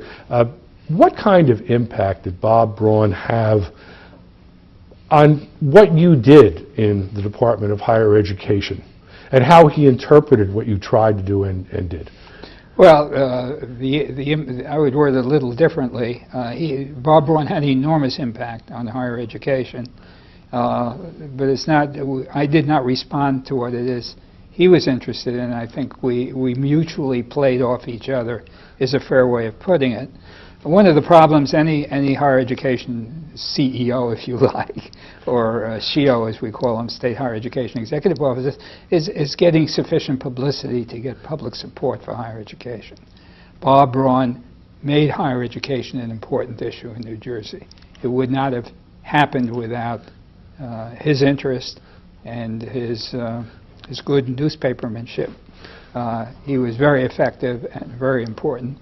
And most of my administration very supportive, so obviously I like him. But he was a tough newspaperman, and he often did things which made it tough on me. For example, he would heighten the conflict between the Commissioner of Education and myself to the point where the governor once wrote, this is Tom Kane, once wrote a letter to both of us saying, effectively, if you two can't get along together, why don't you all leave? So he had that way of getting information out on the table by, he said that and you said that. But fundamentally, I think he did a great deal for higher education. He was, in effect, an indirect advocate of higher education.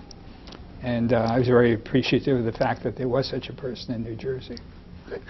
Talk about prior mentions. You talked about New Jersey Education Association and the power of that teachers union and its effect on public education, K through 12, in the state. What about the unions at the higher education level? Well, the one that was most at issue was the AFT. American Federation of Teachers. American Federation of Teachers, which and they unionized the state colleges. And they were a major problem, if you like. They were a major opportunity, if you like, in higher education.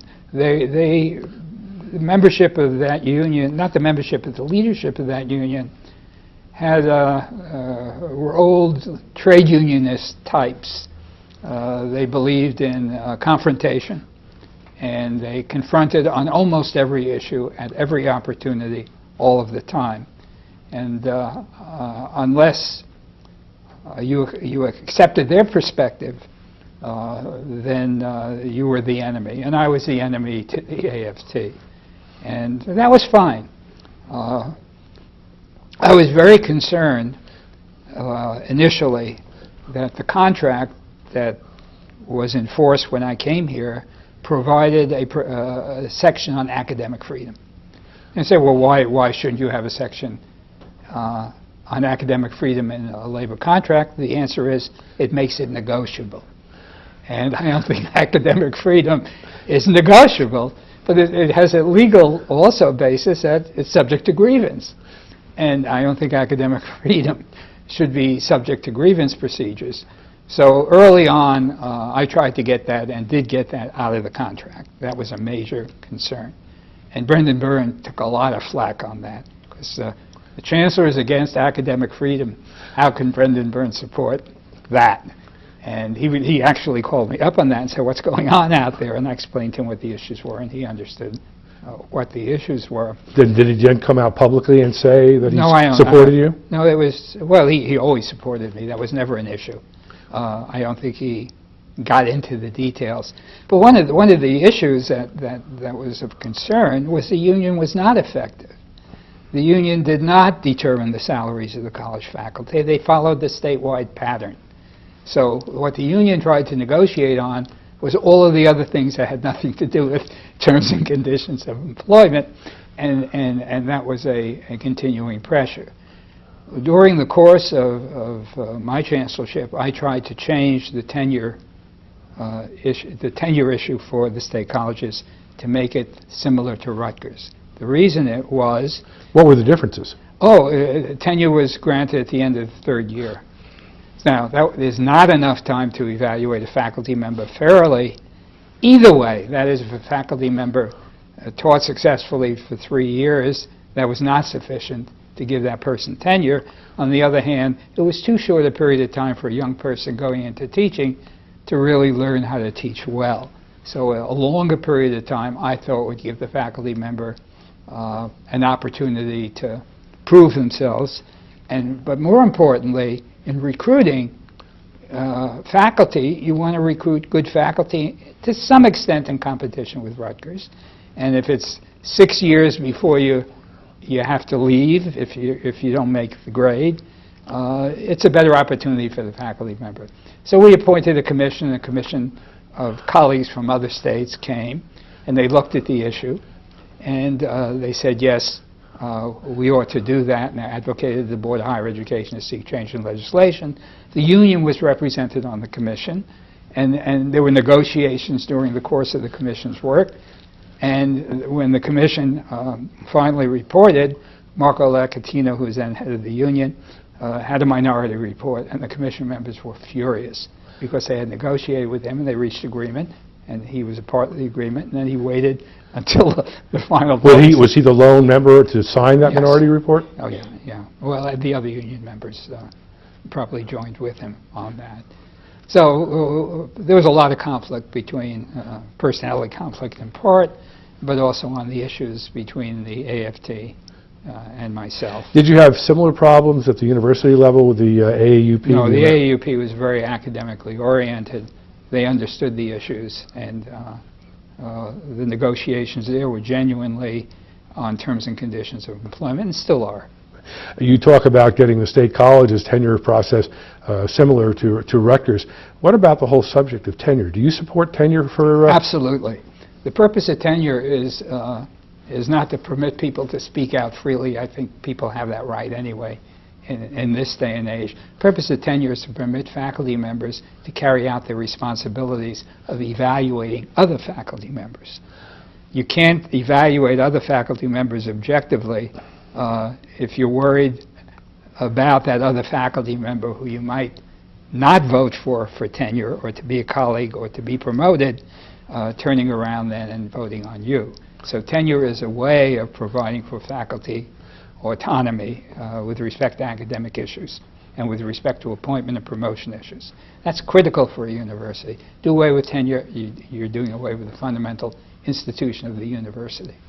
Well, people certainly on the other side, going back to K through 12, as well as the university, say with tenure, it's very, very difficult, if not impossible, to get rid of underperforming teachers. No, that's, well, I don't know about the elementary and secondary system, but there are lots of ways of influencing underperforming faculty members. Assignments, teaching assignments, teaching load, salary increases. We do have incentive systems now, performance systems for evaluating faculty. So I don't think tenure is a heavy load that colleges have to carry. I think the colleges would fall apart in governance. Or if you didn't have tenure, the administration would have to make all the decisions. Yeah. Now they make many of the decisions. Okay. Let's jump ahead to the end of your second the second term of the Cohen administration, your appointment. You said you served 6 months into the administration of Jim Florio. Did you think you would stay? You said you had accomplished most of what you had wanted to accomplish. Was there any one thing that made you decide that I'm out of here? Well, yeah, I'd been there too long, I think. I had actually talked about leaving a little earlier. I wasn't sure I wanted to go for another term, and the board and the governor persuaded me to do so. It was not necessarily my judgment that I ought to do so. I think 8 years would have been enough. I'm sorry, it was 12 years, wasn't it, at that point in time? And I didn't want to become an institution in the state. But the change in administration gave me an opportunity to leave. And the differences in style between Jim Florio and Tom Cohen and Brendan Byrne gave me an incentive to leave. Let's talk about the differences in their style. Yeah, both Brendan Byrne and Tom Kane had the style of getting the best people they can and then letting them run with a great deal of independence. They also had the funding that made it possible to carry out that kind of a philosophy. They both were very supportive of the people who did the work on the line, if you like, and they can always be counted on. One of the things, for example, that both governors did for me, which was one of my conditions of employment, is that we not be part of the civil service system of the state. The Department of Higher Education was the only department of state government that was not part of the civil service system. That's because our staff moved to colleges and college faculty moved to our staff, and the civil service system would not have permitted us to have that degree of flexibility. And they were both very supportive of that. But that was not the issue. Tom Kane and Brendan Byrne both had a lot of funds, and they both supported higher education. Jim Florio had a different agenda. His agenda was elementary and secondary education, and it was in his great purpose, if you like, as a leader, was to deal with the problem of adequate funding of the districts that were not adequately funded. So he raised taxes substantially, as you recall, and put almost all of that money into the elementary and secondary system. He cut out every major improvement program in the higher education budget. Every one of them was zeroed out. And without any funds or strong support from the governor of higher education, it was pretty clear that we would not be able to make a lot of progress in that. Did he try to explain his stance? In other words, he supports lower education, primary, secondary education, but he starves higher education. Did he see that being problematic at all? Well, we never really had a chance to talk about those issues. I never had a single private conversation with the governor after he was elected. And in fact, at the beginning of his administration, I received a call that it would be unnecessary for me to defend the governor's budget before the legislature. And I thought, oh boy, that's the signal. Bye-bye, Chancellor. And it turns out not to have been the signal. It turns out that he told every cabinet officer that the treasurer would defend the governor's budget before the legislature. I thought that was wrong. I thought it was not just demeaning, but it took away a very powerful tool and incentive for the cabinet officer to function effectively in government. On the other hand, to defend Jim Florio, and I had a good personal relationship with him when I did get to talk to him. He inherited a poor budget, and he was courageous about raising the taxes. I disagreed with his firing the commissioner. I thought the commissioner of education, with a lot of new money, could have had a strong influence on the school system. And Saul Cooperman was a very competent commissioner of education. And when he left, there was nothing. He threw out all this money to the school districts, but there was no plan or program or experienced leadership. Yeah, or to do something with that money that was different than simply making it state aid, unrestricted state aid to the districts. And I don't know that there's been any effect as a result of his having done that. So I was in an environment where there were no funds for higher education, no personal rapport because his staff kept me from seeing him, and the outlook was very bleak in the future. It's not that I was a coward, but if I couldn't be effective, there was no sense of my being there.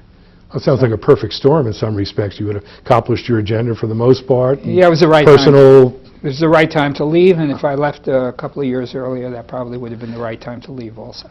Was there any suggestion at that time when you talk about the lack of focus on higher education with the Florio administration, any suggestion that in a couple of years the Department of Education would go out of business? None whatsoever.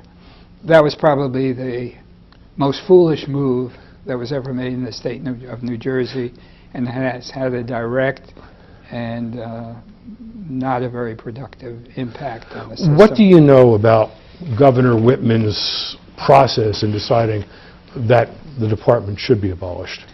I think it had more to do with her view that the Department of Higher Education had been politicized through the appointment of my successor, and because the Governor Florio played a relatively heavy hand in that process. And your successor was? Ed Goldberg. He was... who was a lifetime, he was a staffer, I mean, long-time staffer in the department, yes? Yes, and a very effective one, And there was a combination of tragedies at that time. The acting chancellor at that time, who was designate just before I left, unfortunately committed suicide. And that created a big vacuum within the department.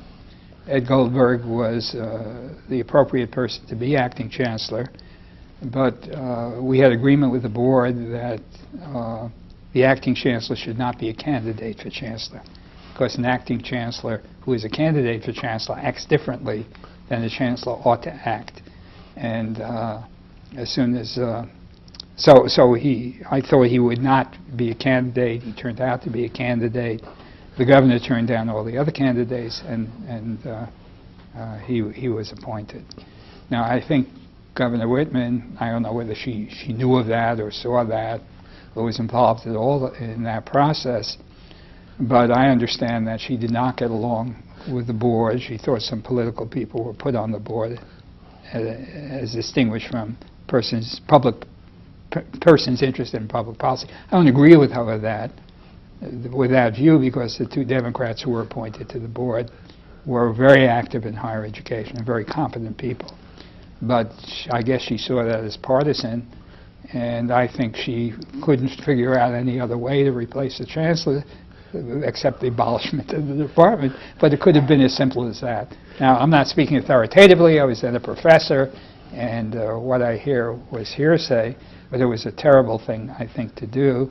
What's happened to higher education? Well, the funding virtually disappeared. We dropped way back into the days that were. The little funds that were available were used to reduce the taxes, and they were taken out of the pension system. So I don't think she was a positive force for fiscal responsibility in the state. And of course, in the case of the higher education system, everything that had been built up was essentially dismantled, except the colleges were strong, they were autonomous, and of course they will be successful, but they are less successful with a lack of funding. And you've got some things happening at the colleges that I don't think would have happened if the Board of Higher Education stayed. One, they would have gotten more funding because there would be an advocate for higher education. There would be more political independence from the governor's office on the part of people in higher education, because all the colleges now have to go advocate their own budgets in the governor's office, and there is no unity, I don't think, in higher education as there would have been if a cabinet officer was still available. And there's a lot of duplication suddenly emerged. The duplication isn't bad, competition is good, except in higher education it could be very destructive. We're running the same program in two neighboring institutions, competing for the same students. We talked a little bit about, before the department, about infighting between the colleges and universities for whatever pot of money was available. Were you saying with a smaller pot of money, did you see that you talked about competition? Did you see backbiting among the college presidents? I wasn't there. Remember, I was teaching at Rutgers at that point in time, so I can't really comment on what happened. The alternative that was set up was of a weak commission. I think it's a commission.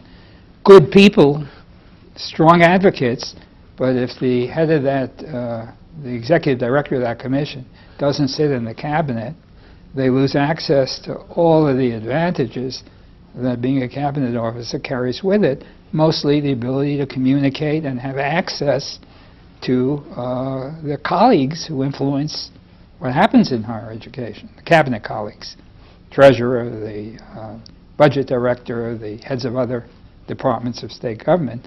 In fact, the signal is higher education isn't that important to the state. And that's the signal I hear. But even saying that, could you say that when you took over and the time, the interim, in the 13, 14 years that you served, and the time since you retired, that New Jersey's higher education system has gotten a lot better than it was? Yes, it is much better now than it had been 20 years ago, 30 years ago. It's continually improving. And I think it's, without a Board of Higher Education and Department of Higher Education, it's very much improved. We have good leadership at a lot of the colleges. They have autonomy. They exercise their autonomy well. We got a couple of problems out there, as you can read in the newspapers. But we're much better off today, even without Department of Higher Education, than we would have been 10 years ago, 20 years ago, 30 years ago. But we could be so much better, because there'd be so much better funding and better organization within the system. And what college presidents don't fully understand is somebody's got to be able to speak for the public and the public interest. College boards of trustees' primary responsibility is to preserve the college. That's their responsibility. That's why you're on a board, is to preserve the institution you govern. And their role is not to protect the student interest or the public interest. So you see tuition too high, colleges not as affordable as they should have been. You don't see the strong initiatives in student aid. You don't see very strong advocacies for new institutions. There should be a couple of new institutions in the state. There are some counties that are underserved, especially in the southern part of the state. When you say institutions, are you talking at the county level? No, at the state level. At the state level. There needs to be a couple of state colleges out there that don't exist now.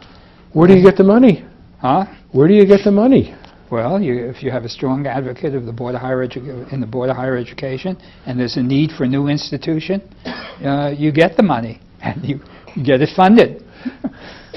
It doesn't happen because there's a lot of money. It happens because people are persuaded that the money is better used to serve, say, Monmouth County, or to serve the southern part of the state where the population growths are considerable now. Hypothetically, if someone were to come along, say a governor, and said that he wanted to reestablish the Department of Higher Education, how do you think the current leadership in higher education in New Jersey would respond? Oh, I think they would oppose it. I think they would oppose it because it does limit their autonomy. If you have to go through a Board of Higher Education, that's another, if you like, layer of potential control, if not control. And no college president would, every college president believes they ought to have access to the governor and to the legislature directly. At some point, the governor and legislature is going to say a plague on all your houses, and we got to have somebody handling this in a way that's more coherent.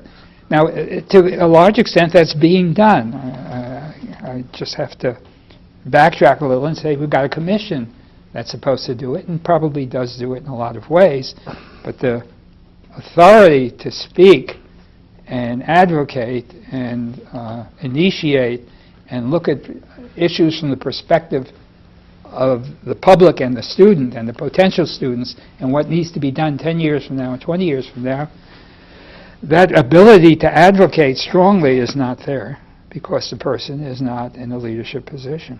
Okay. In your time, and even now when you have an opportunity, now that you're retired, you have a chance to ponder whenever you want. I never ponder. Do you look across the country and look at a higher education system in a particular state and say, that's the model that New Jersey should be following?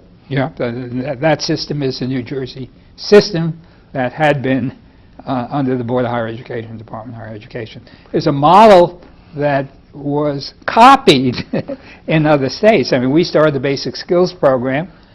Texas now has our program. There's a lot of influence by New Jersey over other higher education systems, and that influence was an influence when you had an effective Board of Higher Education speaking in the public interest. So even with the opposition of the current college and university leadership to the reestablishment of a Department of Higher Education, I'm going to use an old Army expression, be all that you can be. It sounds as if you think that higher education can't be all that it can be without a Department of Higher Education kind of unifying the needs of the schools. I obviously believe that. I would add more than unifying, but also advocating and resolving and assuring that the public interest is met. Whether that will happen or not, well, that's unlikely to happen in this political environment. It will only happen if there is a major crisis in higher education.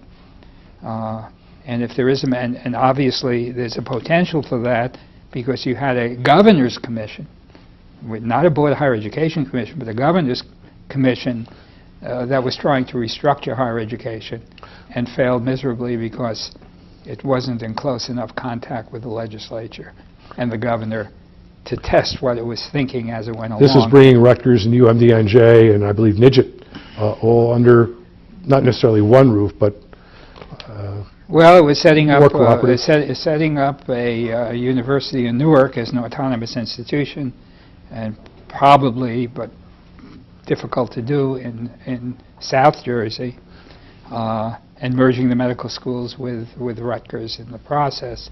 If that commission had stuck to New Brunswick, it might have happened. Did you support the overall concept, or it sounds like maybe just parts of that concept? No, my only role in that whole process was to try to persuade the commission to advocate the establishment of Board of Higher Education. I didn't get into the structural issues in any great detail, but if they had come to me, I would have suggested that they do something in New Brunswick and then see how that works before they went one step further. It was too global and too expensive, and you can pay off higher education with $2 billion to agree to the structure. I mean, it just didn't, it wouldn't sell. It wouldn't even sell to the legislature, let alone to the public. So I didn't think it had anywhere to go. We covered everything that you wanted to cover, I think, didn't we, from when you came back? Brendan-Byrne relationship and all that. Okay. Do you want to have any stories to tell about the governor? Oh, yeah, there are lots of stories about Okay. governors. The one that Brendan-Byrne most remembers, that I was here, I don't know, maybe 2 years, and one morning, I was living in Drumthwacket, by the way, which was not a fun place to live. Very few governors live there. But early one morning, Sunday morning, around 6:30 a.m., I get a phone call. It's the governor. You know, I'm running around naked, rolling out of bed, and the governor's on the phone. Why did you do that? I said, pardon? I said, did you see this morning's paper? I said, no, somebody just woke me up. He said, well, there's an article in the paper that you said that you were not satisfied with my budget for higher education. I said, well, I haven't seen the article, Governor. He was angry. He was really angry with me. And so I got up, dressed, and took the half-mile walk from my room to the entrance to the building. To Morven? I went out. To Morven? No, this is Drumthwacket. Oh, Drumthwacket. Just a walk from my bedroom to the entrance to Drumthwacket was a city block. I mean, that's a huge place. And I went out and I got the newspaper. It took me a half hour to 45 minutes to find the article. It's a little box on page 64. And I thought to myself, what time does the governor get up? And he's been able to get to page 64 of the Star-Ledger at 6:30 a.m. in the morning. So I called him back and told him I was probably quoted out of context. And, I surely would like more funds for higher education, but I didn't mean to be critical of him. He never forgot that, because I saw him 4 or 5 years ago, and that's the only thing he remembered about. Well, I'm sure he remembered other things. It's the only thing he remembered as important enough to talk to me about. In your memory, was the governor sensitive to things like that, where his authority was challenged? And I'll just say, we had Justice O'Hearn on, and you remember he showed us a letter from the governor saying that, you remember, I told you to do something, and I'm the boss, and you better do it. I never had that impression. As a matter of fact, I was critical of the governor's budget on other occasions, in other forums, which he could have taken greater offense with. This wasn't one of those. He rarely was critical of his staff, and he was always supportive. And I think everybody respected him as the boss, even though I was not his appointee. I saw him as the governor of the state, and the governor of the state has a greater responsibility for balancing off priorities than obviously a commissioner in his cabinet. So I never felt that he regarded that as an issue. But on this particular morning, whatever the reason, he felt it was an issue, and it bothered me for a while, and I forgot about it, I'm sure. I thought he forgot about it, but evidently he did not. The governor's been known for years, Governor Byrne, for his sense of humor. Oh, is the importance of a sense of humor exaggerated as a leader? Oh, no. A sense of humor will get you everything. He had a great sense of humor. As a matter of fact, I look forward to cabinet meetings because he had a great sense of humor. I remember one time we had a little reception over at Morven, and he had a three-legged stool, and he wanted to speak to his cabinet. We were all around him, so he got up on the stool, and it was very shaky. He says, "You think this is shaky? You ever see the platform I ran on?" I mean, just like that, right out of his. What a wit, extraordinary wit, and you wouldn't have expected it. Another time, I made a presentation to him, a very important one, and I had big visual aids, and I stood before the governor with an easel and all these visual aids, advocating that we build a line for computer service from link the campuses, and there was an $11 million big project. So I presented it to the governor. And he looked and he thought, and I said, "Do you have any questions?" He said, "Yeah." He said, "How much did you pay for all of those cards that you used in your presentation?" I said, "I have no idea, Governor," but it was less than $11 million. So he was.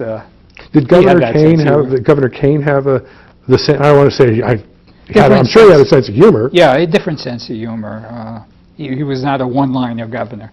How would he employ it? How would he employ it that it was different from Governor Byrne, other than maybe the one-liner approach? They were very similar people. They had a lot of integrity, a lot of courage, and I mean, they were tested.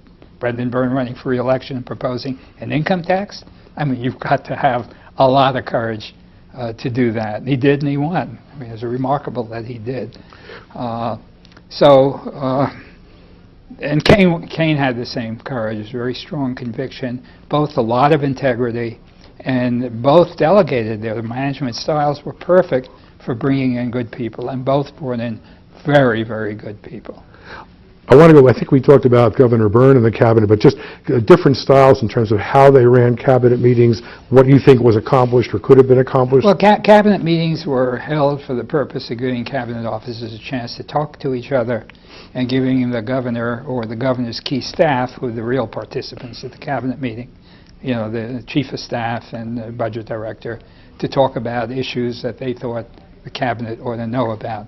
But most cabinet officers had the perspective, I've got enough problems in my cabinet, in my function of government, and I'm not going to comment on other people's function of government, nor do I necessarily want their advice with respect to the job I need to get done. So the cabinet meetings tend to be places where you listened, and you listened carefully, but you didn't really participate very much. Were Governors Byrne and Kane basically listeners during these meetings? Letting the cabinet officers have their say? Well, they were listeners, letting their key staff people have their say. That is, key staff people were the ones who essentially described the governor's agenda. They were not the places where political decisions tended to get made. It was not a place where one exchanged ideas very much. I think we tried some show and tell, and it was boring, absolutely boring, so we stopped the show and tell. So it was really a place where issues that were important to the governor or the governor's staff, by the staff I mean the inner people, inner cabinet people, communicated to the cabinet.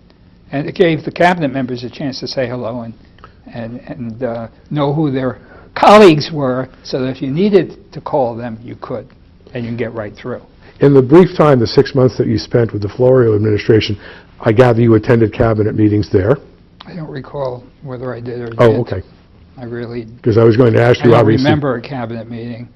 I did have one situation in the Florio administration that I thought was fairly important. He was about to issue his budget, and so I called the treasurer and I said, I haven't seen the budget.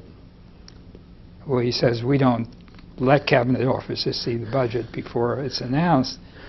I said, well, suppose you made a mistake. You know, I wasn't party to your preparation of the budget. And he said, we'll fix it in the legislature. I said, well, you can't do that in higher education, because once you issue a budget for a college, that college has that budget. And if you want to give some other college more money to fix a mistake, where are you going to get it from? So he thought about that for a moment. He said, I'll tell you what, this was on a Saturday, the budget was coming out on Sunday. He said, I'll let you have the budget and for higher education, but not for your department, but for the colleges, universities. And if you see anything in the budget you think needs to be remedied, please share it with us. So I took the budget, and the budget provided for a tuition increase for the colleges to help finance the colleges.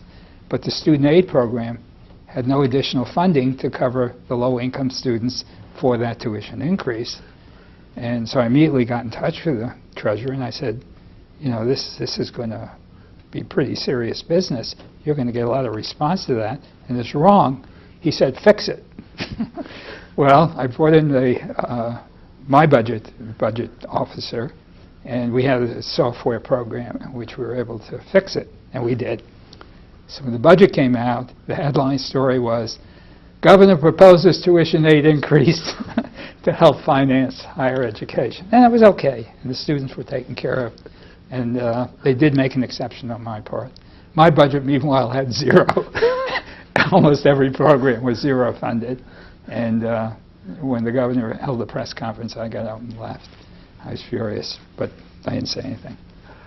You talked about a crisis in higher education. I can't remember whether you felt we were in one now, but you talk about tuition.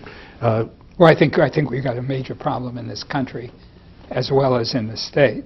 Well, I was going to ask you nationally as well as New Jersey, yes. What do you think that crisis is built around? Well, I think higher education has received lots of funding in the past, and I think that funding was to keep tuition affordable. And in New Jersey, for example, in the absence of a Board of Higher Education, the colleges, it's the easiest thing to do is raise tuition.